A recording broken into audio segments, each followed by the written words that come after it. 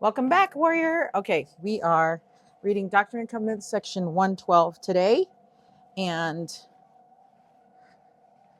it's got kind of a long historical background on this, so we might not read the whole thing, but sometimes it's good, it gives us context, helps with certain things. Okay, it says this revelation was given to Thomas B. Marsh, and it was not the first one. Thomas had received another revelation directed to him in September 1830, 7 years earlier, now known as Section 31. In that revelation, the Lord called Thomas on a mission after only being a member for a month and promised that his family would be taken care of. Remember this? Of Thomas, be taken care of. Sorry. Thomas continued strong activity in the church, so much so that in 1835, Thomas was called to be a member of the Quorum of the 12. In fact, due to his age and seniority, he was actually called to be the president of the quorum at the time. To think he was only 35 years old and had only been a member for 5 years. Also, that's 10 years younger than me. That's crazy, okay, to think. Because, President Nelson just passed away, and he's a prophet of the church. And he was the prophet of the church, and he was 101. And we, back in the day, they were really young, because the church was brand new. So they couldn't have long time members. Okay. And then the year or two that followed the dedication of the Kirtland Temple brought challenges and blessings. Saints started moving to Kirtland, which was a blessing, at such pace that they could not keep up with the building needs, which was the challenge. Land prices increased 600%. And with that prosperity came pride. And with that prosperity came pridefulness. Now, I feel like here in our Utah County, prices are increasing 600% too. It must just be wherever the Lord's people are, it just exponentially grows, and that's great because the Lord loves progress and effort, and so it makes sense, right? Okay, this is what Heber C. Kimball observed when he returned from his mission in the fall of 1836, about 8 months before this revelation, section 112, was received. Okay, so this is a quote from Heber C. Kimball. We were very much grieved on our arrival in Kirtland to see the spirit of speculation, a willingness to participate in business ventures with unusual risk that was prevailing in the church. Trade and traffic seemed to engross the time and attention of the saints. Some men who, when I left, could hardly get food to eat, I found on my return to be men of supposed great wealth. In fact, everything in the place seemed to be moving in great prosperity, and all seemed determined to become rich. End quote. This is Heber C. Kimball in Orson F. Whitney's The Life of Heber C. Kimball, page 111. Okay, so the spirit of pride in Kirtland would soon lead to great sorrow with the collapse of the Kirtland Safety Society in the fall of 1837. This revelation given the previous summer offered insight into the condition of Kirtland at the time. The national banking crisis, which began in May of 1837, was already affecting the community, and the economic fallout sparked widespread unrest and rebellion. So for many, the loss of money became a significant stumbling block to their faith. Meanwhile, Joseph was still the prophet and moving God's work forward. Joseph approached Heber C. Kimball and told him, Brother Heber, the Spirit of the Lord has whispered to me, let my servant Heber go to England and proclaim my gospel and open the door of salvation to that nation. End quote. So this mission call would become legendary as Heber and his fellow missionaries traveled to England and baptized thousands. Okay, so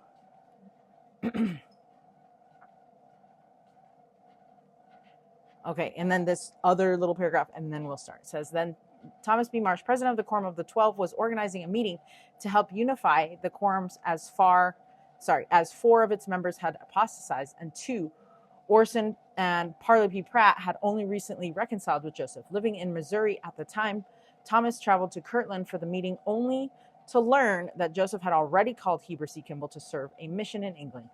Thomas felt that such a decision fell under his jurisdiction as president of the quorum, not Joseph's. He brought his concerns to Joseph, and it was during this time that the Lord gave the revelation. Okay, so I think that's a good spot for us to move on. There was a lot of other stuff. Okay.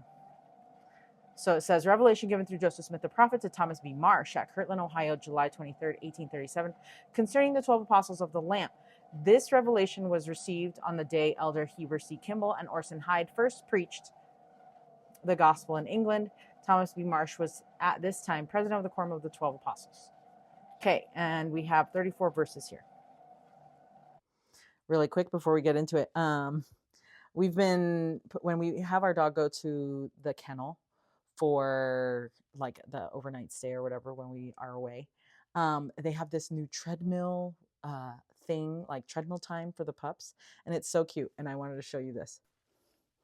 So our dog Frodo has been walking with us. He's just like ready to go. He's like, okay, are we gonna keep going? Did you want to keep going? Frodo, did you want to keep going? He's like, yeah, let's focus, Mom. Okay. Anyways, it's good training. I don't want to like use the phone while I'm walking because I'm afraid I will trip him. And so, or trip myself.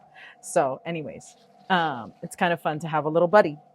I was like, maybe we should try it. Okay. So here we go. Verse 1.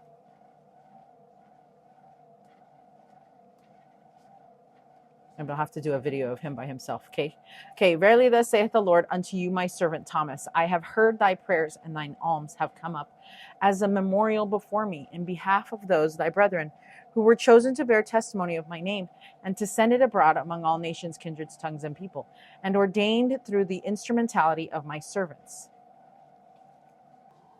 Okay, I really like this next part. It says, verily I say unto you, there have been some few things in thine heart, and with thee, with which I, the Lord, was not well pleased. Some things in our hearts. Sometimes the Lord, all the time the Lord knows what's in our hearts, but sometimes even in our hearts we hold some pain, but luckily only the Lord knows some of those things that we say in our hearts or in our minds, right? Because otherwise I think I'd get myself into a bunch of trouble. Nevertheless, inasmuch as thou hast abased thyself, thou shalt be exalted. Therefore all thy sins are forgiven thee. Let thy heart be of good cheer before my face, and thou shalt bear record of my name, not only unto the Gentiles, but also unto the Jews, and thou shalt send forth my word unto the ends of the earth. Contend thou therefore morning by morning, and day after day, let thy warning voice go forth, and when the night cometh, let not the inhabitants of the earth slumber because of thy speech. Let thy habitation be known in Zion, and remove not thy house. For I, the Lord, have a great work for thee to do, in publishing my name among the children of men. Therefore gird up your loins for the work. Let thy feet be shod also, for thou art chosen, and thy path lieth among the mountains, and among many nations. And by thy word many high ones shall be brought low, and by thy word many low ones shall be exalted. Thy voice shall be a rebuke unto the transgressor. At thy rebuke let the tongue of the slanderer cease its perverseness. Oof. Okay, so some of these promises that was made to Thomas B. Marsh. Look at the great work the Lord had for him to do. So he says, thou shalt bear record of my name, not only to the Gentiles, but also unto the Jews. Thou shalt send forth my word unto the ends of the earth. Let thy warning voice go forth. I, the Lord, have a great work for thee to do. Gird up thy loins for the work, for thou art chosen. By the word many high ones shall be brought low, and by thy word many low ones shall be exalted, and thy voice shall be rebuked unto the transgressor. So at the time, Thomas B. Marsh was the president of the Quorum of 12 Apostles, which placed him in a position that could have led to greater leadership possibility in the future. Because, usually the president of the 12, it becomes the apostle, once the apostle died, or the prophet and president of the church passes, then That's like what the system has been, is that the president of the Quorum of the 12 Apostles becomes the next president of the church. So had he remained faithful, see, now we're like giving spoilers, he might have played a key role in leading the church after the deaths of Joseph and Hiram Smith in 1844. As historian scholar Anthony Swett put it, if history had unfolded differently, we might be hiking to the T on the mountain instead of the Y, and attending TMU instead of BYU. Of course, that's a playful way to imagine what might have been, but it underscores just how significant Marsh's choices were during a critical time in church history. Right? It's just those small things, those small tweaks. It's like Elder Uchtdorf says, when he's flying his plane, it's like the smallest degree can land you at a completely different spot. It's the same with our testimonies. The smallest degree of, the smallest degree of laziness or the smallest degree of choice to not continue to nurture our testimony will lead us away from the Lord, right? So ultimately, Thomas B. Marsh would fall away from the church. Living in Missouri, he faced intense pressure from the growing hostility of Missourians who wanted the saints removed. In the fall of 1838, tensions grew worse when his wife Elizabeth had a dispute with Lucinda Harris, an incident that George A. Smith later recounted in detail. As you read that account, reflect on the promises the Lord had given to Thomas. What influences led him to choose a different path, and where that path eventually took him. Okay, so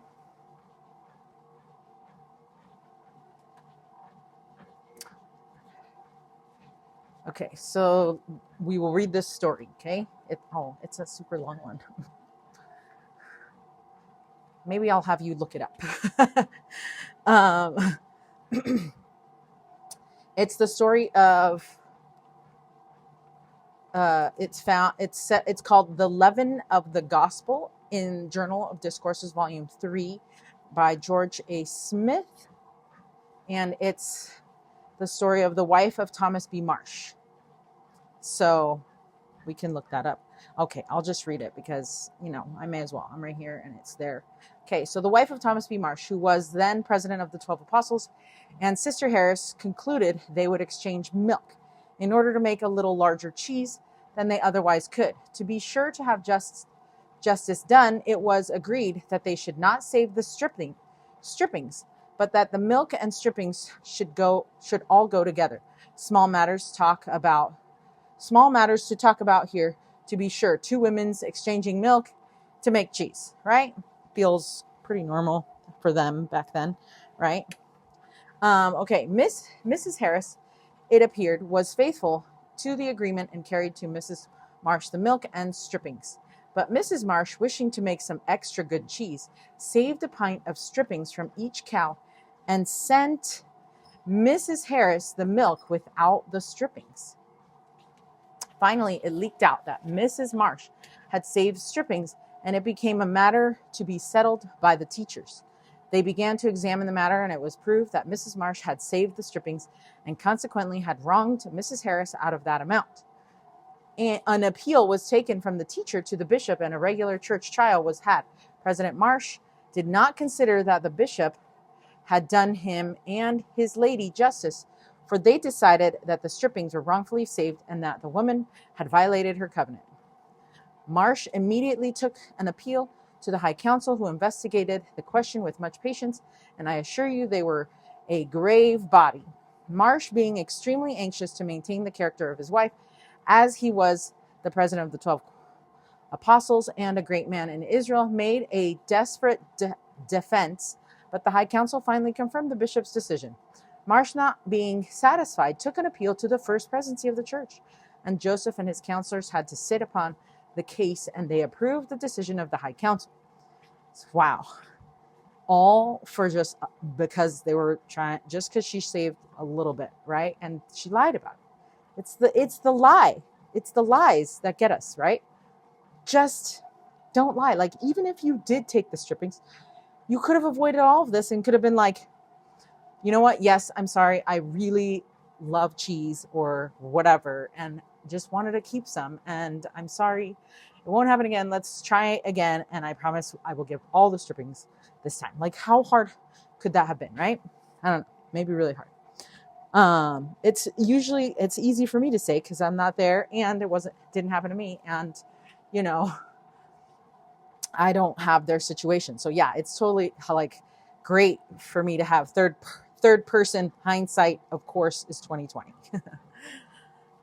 Okay, so then he says, this little affair you will observe kicked up a considerable breeze, and Thomas B. Marsh then declared that he would sustain the character of his wife, even if he had to go to hell for it. Oh my days. Do not support your spouse when they're lying. Like, right? Like, just talk to your wife and be like, hey, can we just be cool? I mean, I love that he was trying to be sweet to her, and that's important, right? But like, we can also be good examples to our wives and our spouses by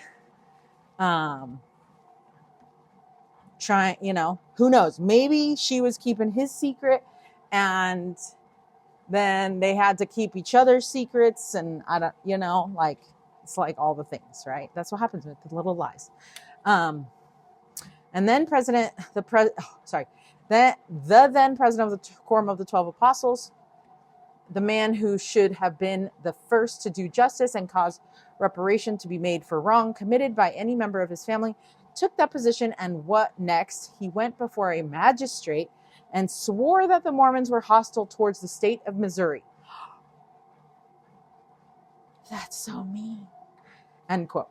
So, there it is. So then verse 10, be thou humble, and the Lord thy God shall lead thee by the hand and give thee answers to thy prayers. I know thy heart and have heard thy prayers concerning thy brethren.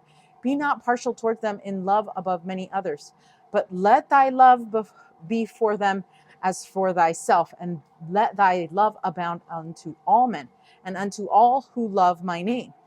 And pray for the brethren of the 12, admonish them sharply for my name's sake, and let them be admonished for all their sins, and be ye faithful before me unto my name. And after their temptations and much tribulation, behold, I the Lord will feel after them. And if they harden not their hearts and stiffen not their necks against me, they shall be converted, and I will heal them. Now I say unto you, and what I say unto you, I say unto all the 12, arise and gird up your loins, take up your cross, follow me, and feed my sheep. Okay, so humility is emphasized as essential in this revelation. Thomas is instructed to be humble, and both he and the 12 are told, exalt not yourselves.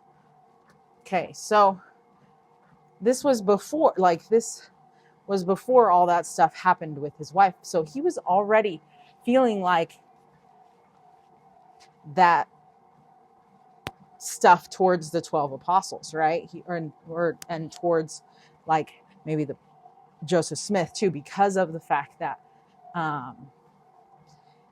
Joseph Smith called somebody and he thought it was supposed to be him that needed to call somebody. So anyway, then he says, verse 15, exalt not yourselves, rebel not against my servant Joseph, for verily I say unto you, I am with him, and my hand shall be over him, and the keys which I have given unto him, and also to youward, shall not be taken from him till I come. So he was trying to tell him, like, listen, you have pretty much the same keys. Like, why are you feeling all offended, right? It's all about like Satan trying to get us, trying to throw us off. Okay, so verily I say unto you, my servant Thomas, thou art the man whom I have chosen to hold the keys of my kingdom, as pertaining to the 12, abroad among all nations, that thou mayest be my servant to unlock the door of the kingdom in all places where my servant Joseph and my servant Sidney and my servant Hiram cannot come, right? Because I love that, because the Lord uses us and our abilities and our experiences and everything for his good if we allow him. And if we are able to follow him, if we choose to follow him. So there's only certain things that we can do because of who we are. And so I love that he says, as pertaining to the 12 abroad among,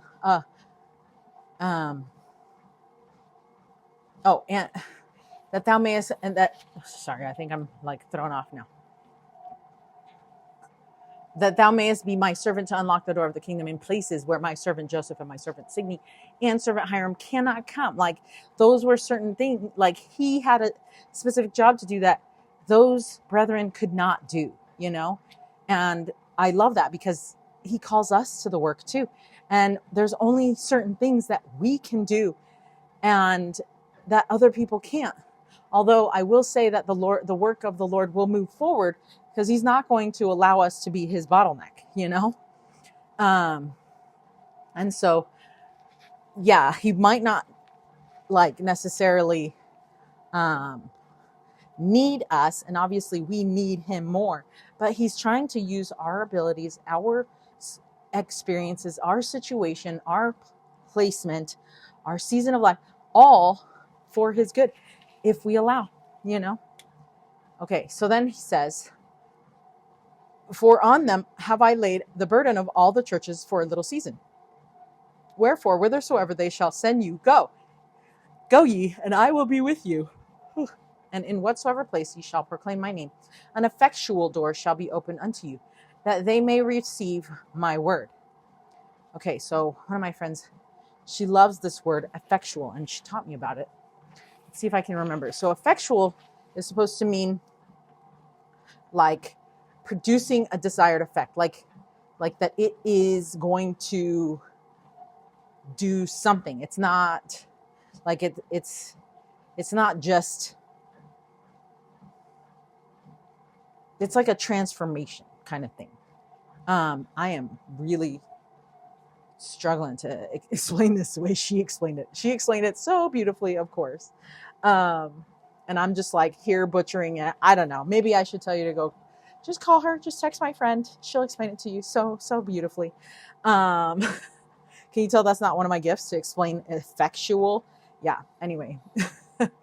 But basically like an effectual, meaning like it's going to produce an effect that you want. So an effectual door shall be opened unto you that they may receive my word. So something good is going to happen when you preach and when they receive my word. Okay, so verse 20. Whosoever receiveth my word receiveth me, and whosoever receiveth me receiveth those of the first presidency, whom I have sent, whom I have made counselors for my name's sake unto you. And again I say unto you, that whosoever ye shall send in my name, by the voice of your brethren, the 12, duly recommended and authorized by you, shall have power to open the door of my kingdom unto any nation, whithersoever ye shall send them. Okay, so this is amazing blessings that he is receiving. And it's really sad that he let something like that get in the way, you know, something like as small as milk, milk in a cup, you know. So as president of the Quorum of the 12, Thomas had been given the keys of my kingdom, just as all apostles received these keys. However, possessing these keys did not place Thomas in a position above Joseph. While he held authority with the Quorum of the 12, his role did not extend to presiding over the prophet. The prophet is the presiding high priest, and no one on earth holds keys to direct him. In this revelation, the Lord was establishing the proper order of leadership. The keys held by the first presidency give him authority over the Quorum of the 12, as the first presidency is the highest governing body in the church. Although the Quorum of the 12 has distinct responsibilities, it does not preside over the prophet and his counselors. This principle was one that Thomas and others were still learning. And that makes sense because it's brand new. So, I mean, you know, it makes sense. Okay, verse 22. Inasmuch as they shall humble themselves before me and abide in my word and hearken to the voice of my spirit. Okay, so then, verse 23.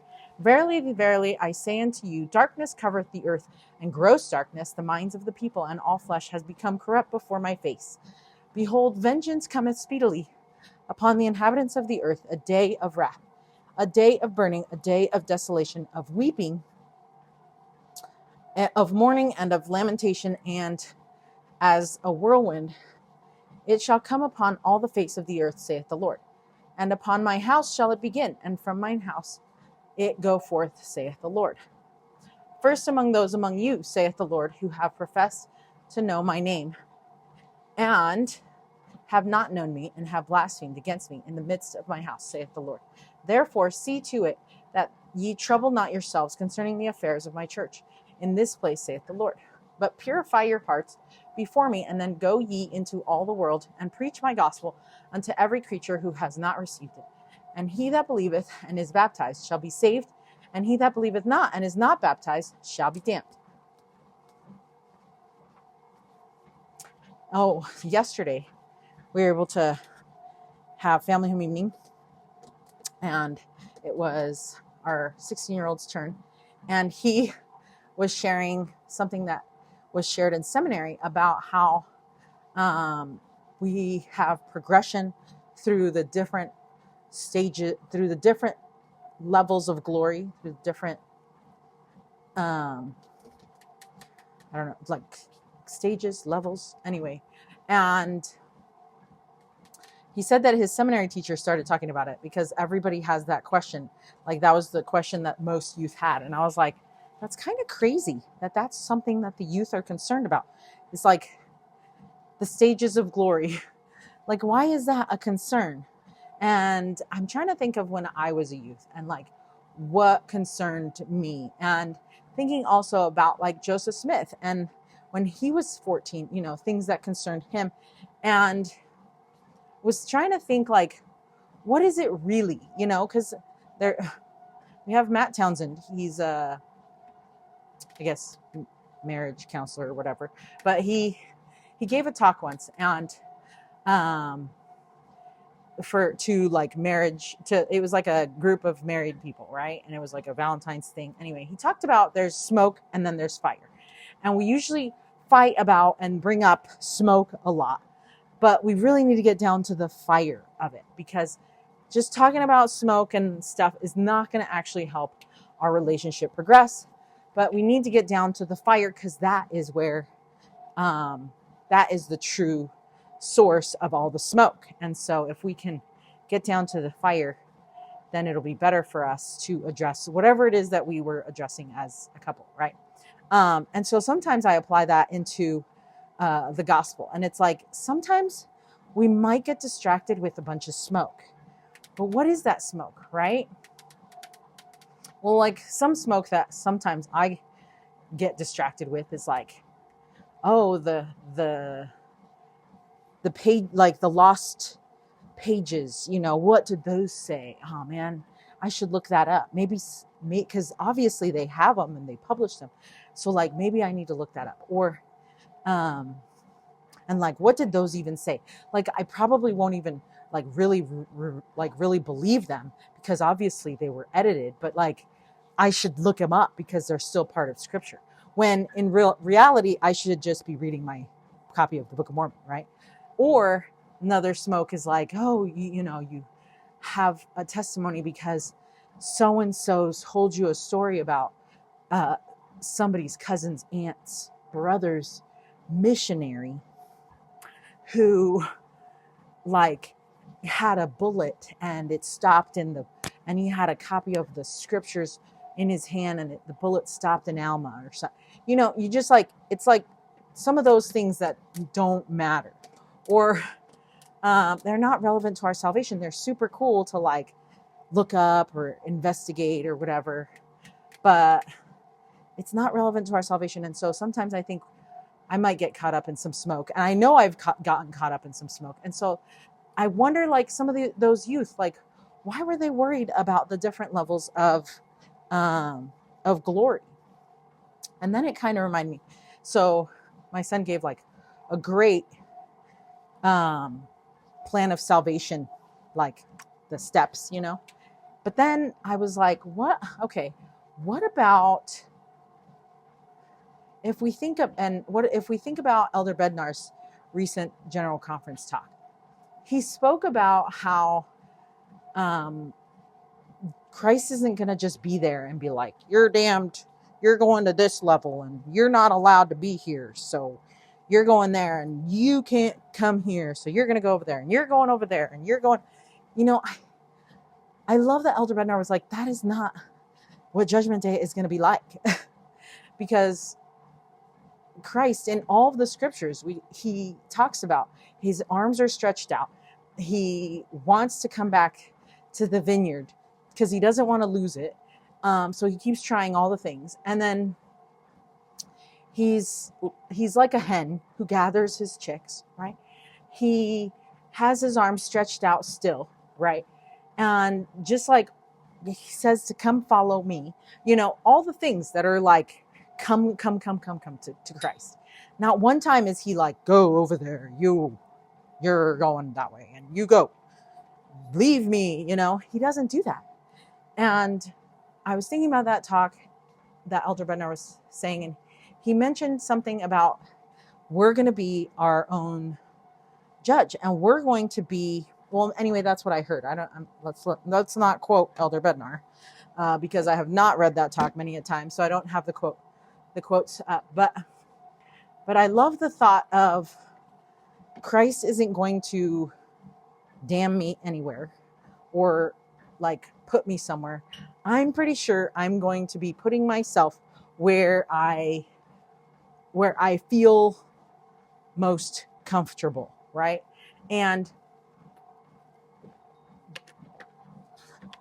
where I want to feel most comfortable is in the presence of my Savior, in the presence of Heavenly Father, and with my family. Like, that's all that matters, right? And so, but when I get there, am I going to be overwhelmed or overcome by seeing everything before me of my own life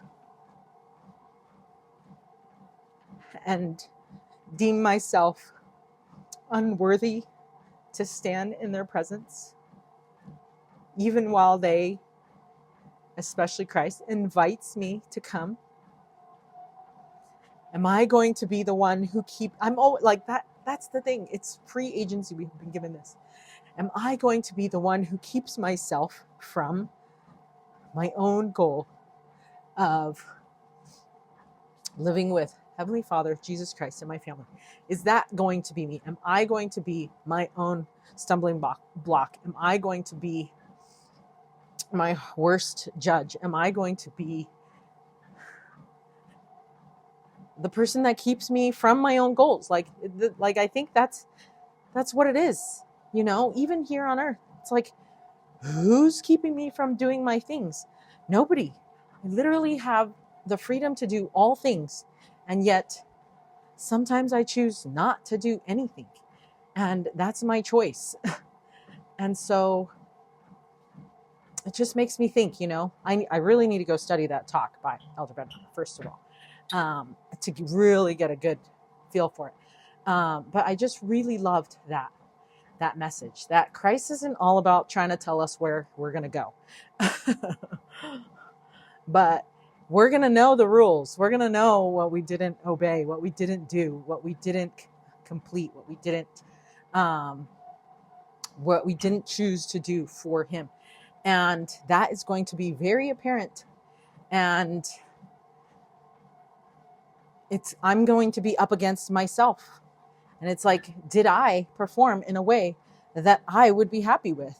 And that is, I think, the goal here on earth. And so it's like, am I doing those things that are providing that confidence, so that I will not fear my own personal judgment on myself? I don't know. Super, super good. Anyway, I love that he brought that up because it's good reflection. And I think that's what it's about. I don't think it's about the degrees of glory. I don't think it's about all these things. It's just about you and how well you're going to, or how hard you're going to judge yourself at the last day. And it's called Judgment Day, but not by everybody else, or nobody else is going to judge you. It's just going to be you. It's going to be you, Jesus, and Heavenly Father, and Christ is going to be saying the same thing. Come follow me. His arms will be stretched out still. And are we going to choose to go with him regardless of all the things that are presented before us about all of our choices that we've made throughout our entire lives. Anyway, some good thoughts, right? Okay, so here we go. So then verse 30.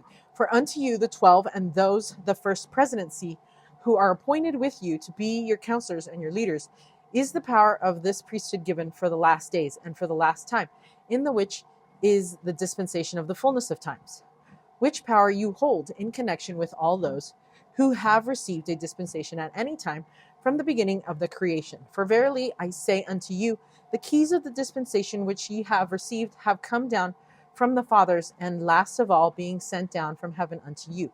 Verily I say unto you, behold, how great is your calling. Cleanse your hearts and your garments, lest the blood of this generation be required at your hands. Be faithful until I come, for I come quickly. And my reward is with me to recompense every man according as his work shall be. I am Alpha and Omega. Amen. As his work shall be. So, what are we going to do? He's going to repay us as our work is. How faithful we were with the work that we chose to embark on, right? Okay, now we're going to do the read it, live it. Oh, hold on. There's a old seminary video called If They Harden Not Their Hearts. It depicts the apostasy that occurred in Kirtland and particularly focuses on Lyman Johnson and Thomas B. Marsh, including the event President Hinckley spoke of. Oh, okay. What was the event that President Hinckley spoke of? Oh, it says small acts of dishonesty, small acts of immoral nature, small outbursts of anger can grow into great and terrible things. Okay. Never mind. There's still more to this quote. Hold on. There stood once on the grounds right here before ever this building was constructed, a bowery, a rather crude structure in which the saints met in those days of their poverty. In September of 1857, there was presented in that old bowery on a Sunday afternoon what was really the concluding act of a drama of great tragedy. On that Sunday, Brigham Young was conducting a meeting and introduced to the congregation a man who appeared to be old and infirm and weary of life. Said President Brigham Young to the congregation, Brother Thomas B. Marsh, formerly the president of the Quorum of the 12 Apostles, has now come to us after an absence of nearly 19 years. He is on the stand today and wishes to make a few remarks to the congregation. Oh, okay. This is cool. He came into my office and wished to know whether I could be reconciled to him and whether there could be a reconciliation between himself and the church of the living God. He reflected for a moment and said, I am reconciled to the church, but I want to know whether the church can be reconciled to me. He is here, said President Young, and I want him to say what he may wish to. Brethren and sisters, I now introduce to you, Brother Thomas B. Marsh. When the Quorum of the 12 was first organized, he was appointed to be their president. Brother Marsh rose to the pulpit. This man who was named the first president of the Council of the 12 Apostles, and to whom the Lord had spoken in so marvelous a manner, as recorded in section 112 of the Doctrine and Covenants, which I wish you would read, said to the people. Okay, so this is what he said. I do not know that I can make all this vast congregation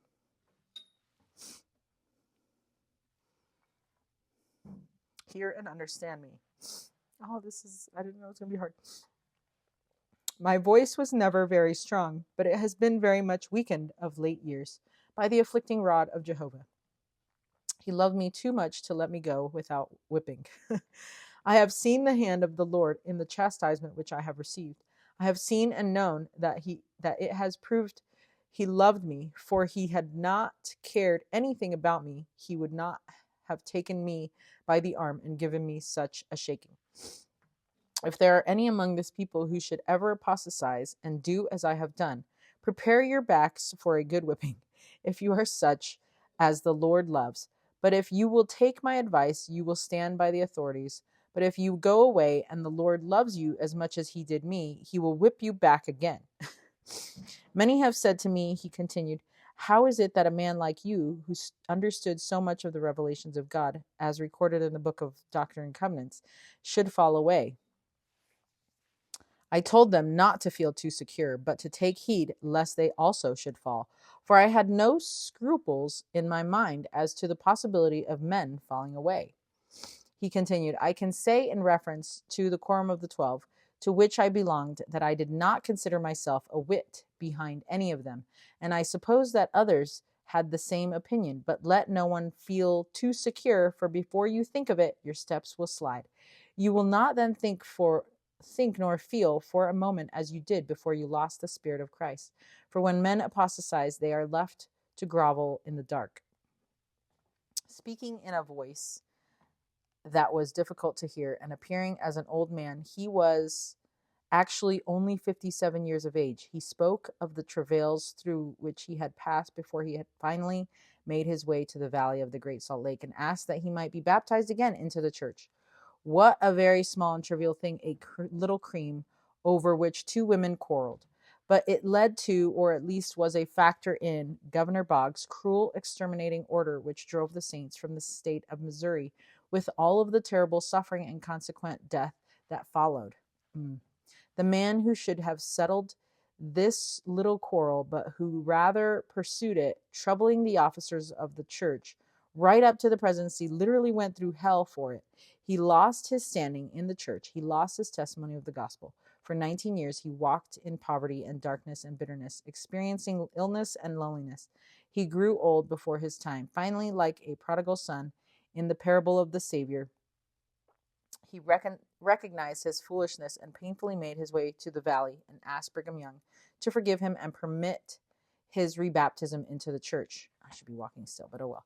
He had been the first president of the Council of the 12, loved, respected, and honored in the days of Kirtland and the early days of Far West. Now he asked only that he might be ordained a deacon and become a doorkeeper in the house of the Lord.